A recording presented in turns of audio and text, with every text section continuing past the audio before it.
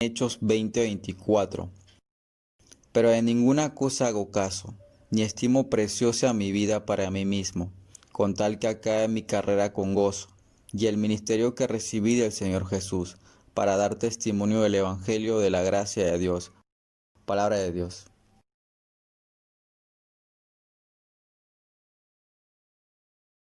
Muy buenas tardes a todos los creyentes. Como cada semana nos reunimos para recibir la palabra de hoy. Es bueno saber que Dios nos sigue reuniendo cada domingo en los cultos para que cada día nos aferremos más a su palabra. En el día de hoy vamos a leer el texto bíblico en el libro de Hechos capítulo 20. En Hechos capítulo 20, versículos 24, así nos dice la palabra del día de esta tarde. Así dice: pero de ninguna cosa hago caso ni estimo preciosa mi vida para mí mismo, con tal que acabe mi carrera con gozo y el ministerio que recibí del Señor Jesús, para dar testimonio del Evangelio de la gracia de Dios. Fueron las palabras importantes del apóstol Pablo antes de ir a su viaje a Jerusalén. Pero es mucho más importante saber por la razón por qué Pablo confiesa esto. ¿Cuál era el corazón de Pablo realmente hacia los campos, hacia las almas, hacia el lugar donde Dios lo llevaba para llevar el mensaje? La semana pasada compartimos un mensaje importante sobre el valor de nuestra vida, pero dentro del Evangelio. Viendo el texto del día de hoy, hemos titulado el mensaje importante para esta semana, que es el valor del campo dado por Dios. ¿Por qué es tan importante nosotros ver el campo? ¿Por qué es tan importante valorar ese campo? Porque ese campo nos los dio Dios. Ese lugar, ese trabajo, donde quiera que nos movamos, fue Dios que nos puso en ese lugar. Y que valoremos el campo que Dios nos ha dado es la mayor bendición. Así que en este tiempo que podemos recibir respuestas a través de la gracia y el mensaje de esta tarde para la iglesia. ¿Qué queremos decir en la introducción? Nuestra gran pregunta que hacemos, muy importante, es ¿por qué Dios nos ha puesto en este país?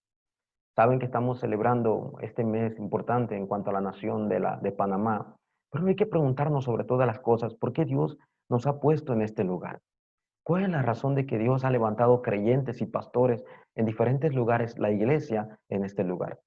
Si leemos la carta en 1 Timoteo capítulo 2, versículos del 1 al 7, en 1 Timoteo capítulo 2, versículo 1 al 7, dice la Biblia que oremos. Dios nos ha puesto este país para que podamos interceder por nuestros gobernantes. A pesar de la pandemia, a pesar de la crisis y todo lo que esté pasando en nuestro país, con nuestro presidente y todo lo demás, hay que orar por esos gobernantes, por los que están en eminencia, dice la Biblia. Pero ¿por qué debemos que orar? Si usted lee el versículo del 1 al 3, realmente es la voluntad de Dios. Es el deseo de Dios que como creyentes nos pongamos a orar por nuestro país y recordar que realmente Dios desea salvar nuestro país y Latinoamérica también.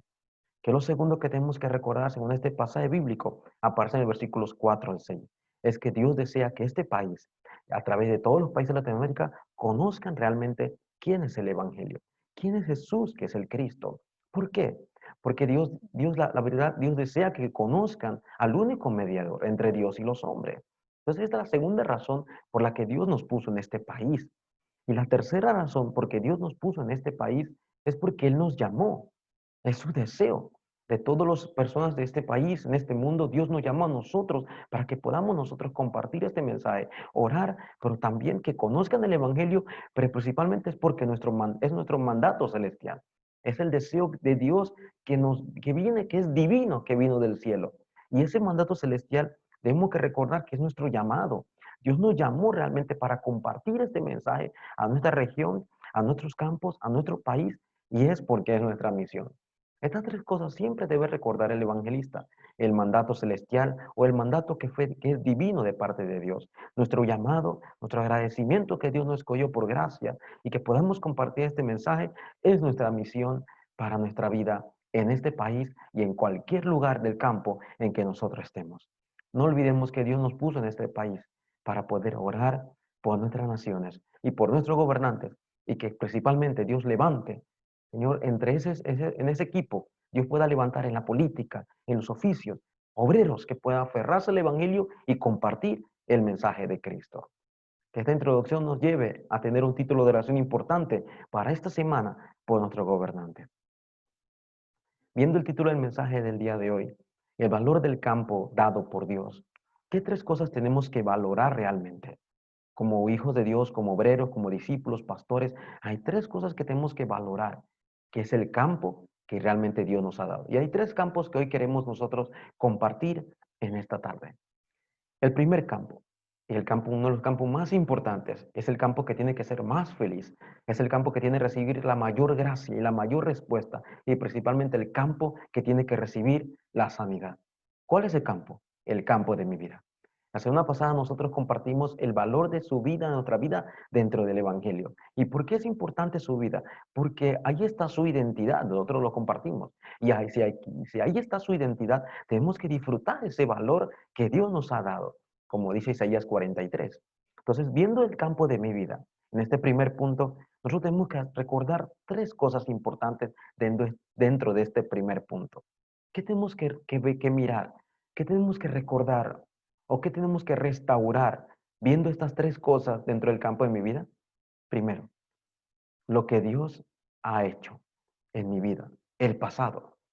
Si usted mira su pasado, tal vez usted pueda decir, Dios me sacó de la droga, del alcohol, Dios me sacó de la infidelidad o del pandillerismo. Sí, todo está bien. Pero si miras tu pasado, viendo bíblicamente a través de la palabra de Dios, se va a dar cuenta y nos vamos a dar cuenta que Dios hizo algo mucho más grande que salvarnos de algo físico. Entonces, ¿qué es lo que Dios nos hizo, ha hecho en el pasado en nuestra vida? No olvidemos que nosotros estamos atrapados, estábamos engañados, separados de Dios. Vivíamos en sufrimiento y desastres en nuestro pasado. ¿Por qué? Porque veníamos de la descendencia de Adán y Eva, según Romanos 5:12. Entonces, ¿qué es lo que Dios ha hecho en nuestro pasado que nosotros no sabíamos, pero su palabra nos ha revelado?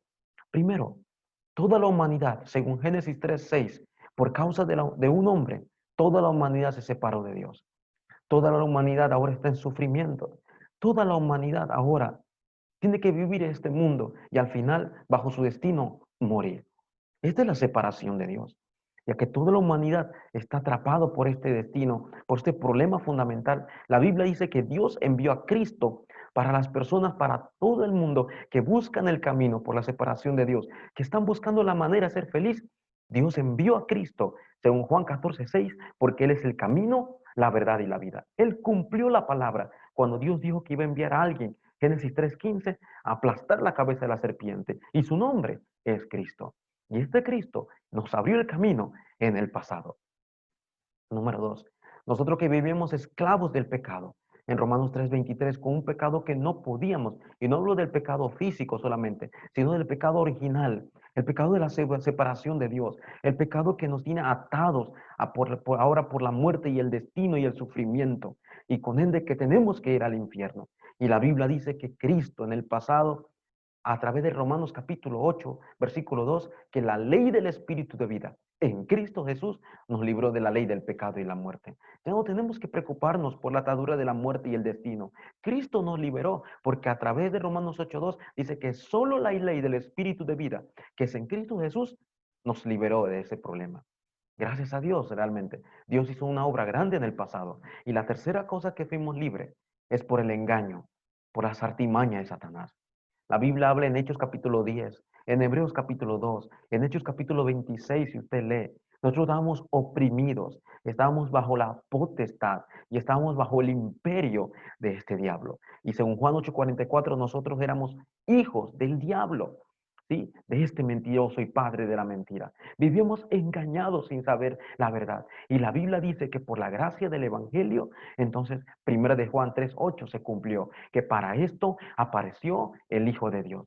¿Para qué apareció el Hijo de Dios? Para deshacer las obras del diablo. Entonces, Cristo realmente hizo algo perfecto, completo y único en nuestro pasado. ¿Y qué fue lo que Cristo hizo en nuestro pasado? Nos abrió el camino, Juan 14:6. Nos perdonó nuestros pecados, Romanos 8:2. Y nos liberó de las garras de Satanás, 1 de Juan 3:8. Y de esto debemos estar siempre agradecidos, porque nuestro pasado fue completamente perdonado. Hoy, ¿qué es lo que Dios está haciendo en el presente, en el día de hoy? A todas las personas que en el día de hoy escuchan la palabra y creen en la palabra, no olvidemos que Dios envió su palabra y Cristo cumplió esa palabra. Evidencia de que Jesús es el Cristo. Entonces en el día de hoy, Cristo sigue obrando con su palabra, salvando a las personas que lo aceptan este evangelio. Por eso es en el día de hoy, todo lo que lo han aceptado. Juan 1:12 dice que más a todo lo que le recibieron, a los que creen en el nombre de Cristo, hoy ustedes hechos hijos de Dios. Juan 5:24 dice que el que de cierto os digo, el que oye la palabra hoy y crea al que le envió, tiene vida eterna. Entonces, hoy es una gran bendición. En el presente lo que Dios está haciendo a muchas personas es dándole la potestad de ser hecho hijo de Dios a través de la salvación y le está dando vida eterna a aquel que lo acepta. ¿Usted una vez lo hizo? Hoy debería estar feliz. Porque Hechos capítulo 1, versículo 8 dice que somos testigos hoy del poder del Espíritu Santo. Es la obra de Dios que está actuando en el día de hoy a través de sus hijos, a través de las personas que lo aceptan como único Salvador. Damos gracias a Dios. Y por tercero, ¿qué es lo que Dios hará en el futuro? En mi vida. En mi vida, ¿qué es lo que Dios hizo en el pasado? Ya lo vimos.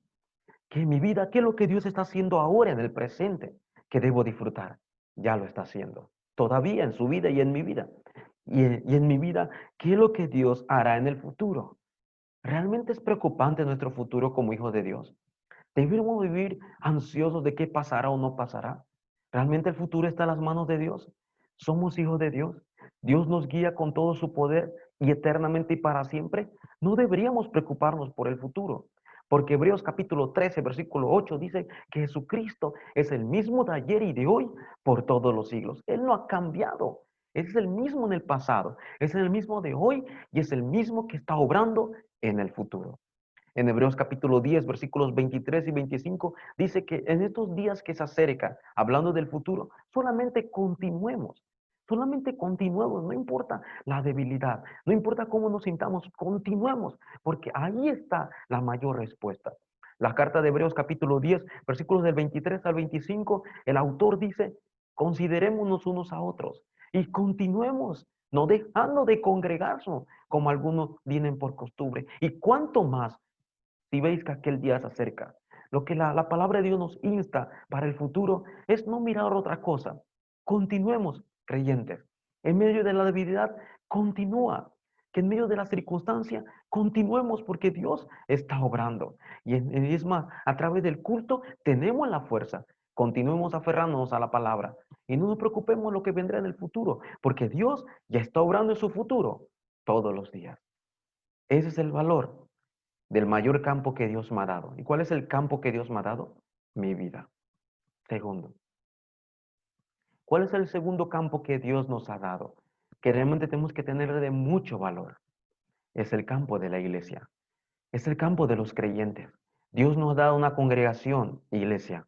Dios nos ha permitido reunirnos cada domingo por las plataformas virtuales y cuando nos reuníamos en el templo. ¿Por qué? Porque hay que darle valor a esa iglesia.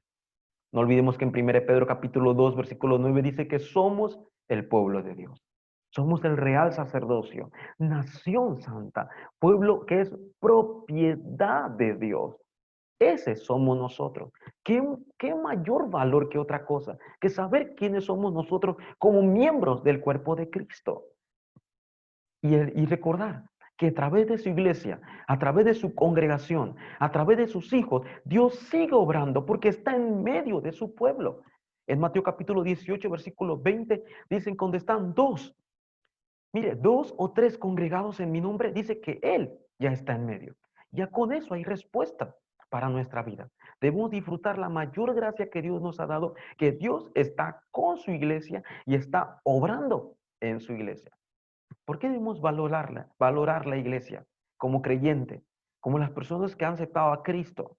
Porque según 2 Corintios capítulo 4, versículos 3 y 4, hay que valorar la iglesia, porque Dios tiene un propósito de por qué levantó esa iglesia. ¿Cuál fue el propósito por qué Dios levantó esa iglesia? Y 2 Corintios capítulo 4, versículos 3 y 4, es que este campo está atrapado en la oscuridad. Este campo está atrapado por las tinieblas. Satanás está cegando a los incrédulos. Dice que entre los incrédulos, según el versículo 3, ellos no saben lo que está pasando. Y por eso que Satanás sigue engañando a la gente para que no resplandezca la luz de Cristo. Por eso Dios levantó a la iglesia. Valoremos a la iglesia. Cada uno de ustedes creyentes es la iglesia, es el templo de Dios. Valore lo que Dios le ha dado y alumbre la luz del evangelio en cualquier lugar y en cualquier momento. Iglesia, por eso debemos de restaurar tres cosas en el campo de la iglesia, en el campo donde nos congreguemos, ahora virtualmente en las casas, donde nos reunamos. Siempre debemos restaurar tres cosas importantes. Afirmar, fortalecer tres cosas que Dios nos ha dado. Número uno, la palabra. Siempre, todos los días es restaurar la palabra. Todos los días es fortalecernos en la palabra. Todos los días es entrar en la palabra. ¿Por qué? Porque a través de la palabra Dios nos da la fuerza. ¿Qué palabra, pastor? El mensaje púlpito que recibe usted cada domingo, los mensajes de la semana que usted recibe por parte de la iglesia. Esos mensajes tienen que ser el mensaje de vida para usted como creyente. ¿Por qué? Debo restaurar todos los días la palabra de hoy en mi vida. ¿Qué es lo segundo que debo restaurar? Es la oración. En cada culto, en cada reunión creyente, en cada hogar, restauremos la oración. Pero pastor, ¿cómo puedo orar? Solamente tome la palabra que Dios le ha dado esta semana y con esta palabra ore. Ahí se levantarán respuestas. Porque orar dentro de la palabra es la mayor bendición. Es porque no tenemos títulos de oración. No es orar por cualquier cosa. Es orar dentro de la palabra, viendo el mensaje púlpito. Y lo tercero que tenemos que restaurar todos los días es el culto. Pastor, usted me dice entonces que el culto es reunirse todos los días. No, el culto es mucho más que un lugar. El culto es estar delante de Dios. Y usted está delante de Dios en cualquier momento, en cualquier circunstancia, en cualquier debilidad. Restaura el culto, porque en el culto está la fuerza del creyente. No olvidemos que el culto no solamente es un lugar, el culto es estar delante de Dios, porque delante de Dios es la fuerza de todas las fuerzas. Es la gracia del evangelio que Dios nos ha dado. Y número 3. ¿Cuál es el tercer campo que nosotros tenemos que restaurar? O el tercer campo que tenemos que valorar porque Dios nos ha dado. ¿Cuál campo? El campo del evangelismo. El campo donde Dios desea enviarnos. El campo donde Dios ahora mismo lo ha levantado a usted. El campo donde realmente tal vez nadie puede entrar, solamente usted. Ese es el campo de evangelismo. ¿Qué es el campo? ¿Qué es el valor de ese campo? Es ese lugar, creyentes, es ese lugar donde nadie más puede ir. Hechos capítulo 8, versículos 4 al 8, a través de la persecución por causa de Esteban, muchos fueron dispersados. Y dice que los dispersados predicaron el evangelio. Y Felipe fue a un campo donde ningún judío quería ir, donde eran rechazados por la sociedad israelita. Fue a un campo donde nadie más podía ir. Solamente Dios envía a Felipe, Samaria. Esa es la razón de que Dios nos ha levantado para ser testigos en ese lugar donde nadie más puede ir. Si usted tiene un trabajo que me escucha, yo no puedo entrar a su trabajo así por así, pero si usted sí puede ir a ese lugar donde nadie más puede entrar a predicar el evangelio. Igual yo no puedo estar en un hospital como médico porque no lo soy. Igualmente como universitario en una universidad no puedo entrar así por así, pero usted sí puede hacerlo. Usted sí puede tener esos encuentros con universitarios o con médicos o abogados o profesores, porque ese es el lugar que Dios lo ha puesto donde nadie más puede ir. Usted es testigo en su familia. No cualquiera persona puede ir a su familia y estar todo el día. ¿Por qué? Porque solamente usted puede recibir esa respuesta con su familia. Vaya a ese lugar donde nadie puede ir y predique este evangelio. Ese es el campo de evangelismo que debemos valorar. ¿Cuál es el segundo campo de evangelismo que debemos valorar? Y realmente es nuestra siguiente generación. ¿Qué estamos haciendo para compartir el mensaje a nuestra siguiente generación? Nuestra siguiente generación necesita escuchar este evangelio, que Jesús es el Cristo. ¿Quién lo va a hacer? El campo de nuestra siguiente generación, según Lamentaciones, libro de Lamentaciones, capítulo 2, versículo 19, nuestro campo de evangelismo, nuestra siguiente generación está siendo un desastre. Muchos están sufriendo, atrapados con su ideología y pensamiento, nuestro remanente, nuestros jóvenes. Por eso necesitamos orar. No nos queda de otra de orar por la siguiente generación. En Lamentaciones capítulo 2, versículo 19 dice, levantad las manos por estos pequeños que sufren. Sí, que oremos, levantemos un título de oración correcto por nuestra siguiente generación, que se levante una generación como José, como Samuel, como David, como Moisés, una generación que se aferre al pacto y que pueda conquistar su campo a través del mensaje. Así debemos de orar por nuestra siguiente generación. Y ese es el campo de evangelismo que Dios nos ha dado en nuestra época. Maestros de escuela dominical, no se desanimen.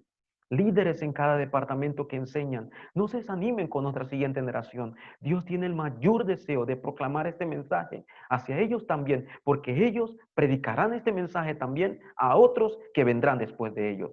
Es el día de hoy para que seamos plataforma para la siguiente generación y ellos puedan continuar el mensaje de vida también en su generación. No olvidemos valorar tres cosas. Primero, debo valorar mi vida en el pasado, presente y futuro. Debo valorar la iglesia que Dios me ha dado y restaurar tres cosas. Y por último, debo valorar el campo de evangelismo donde nadie puede ir y el campo de la siguiente generación. La conclusión del día de hoy. ¿Dónde está nuestro mayor valor? ¿Está en su vida? ¿Dónde está nuestro mayor valor? ¿Está en la economía y en la familia? Aunque no es malo. Pero ¿dónde está nuestro mayor valor?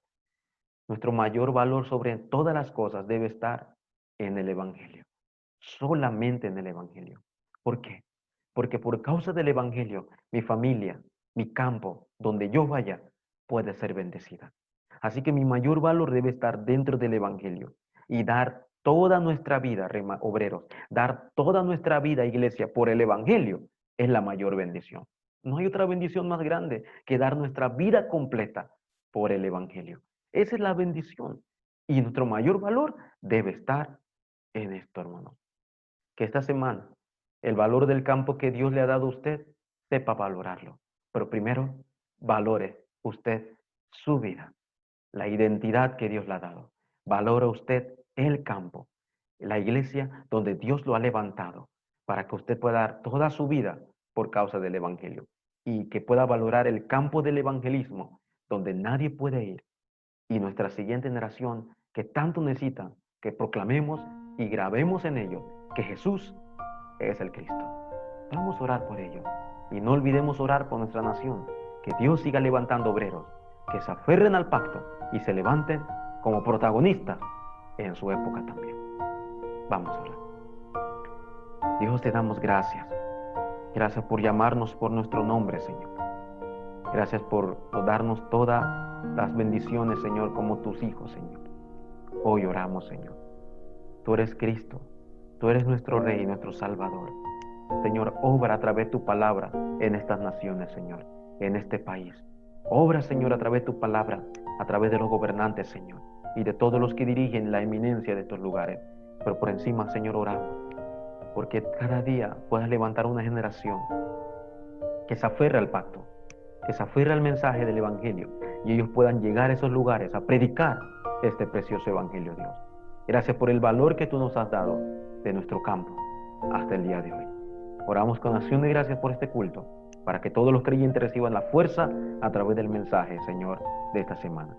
En el nombre de Jesucristo oramos. Amén.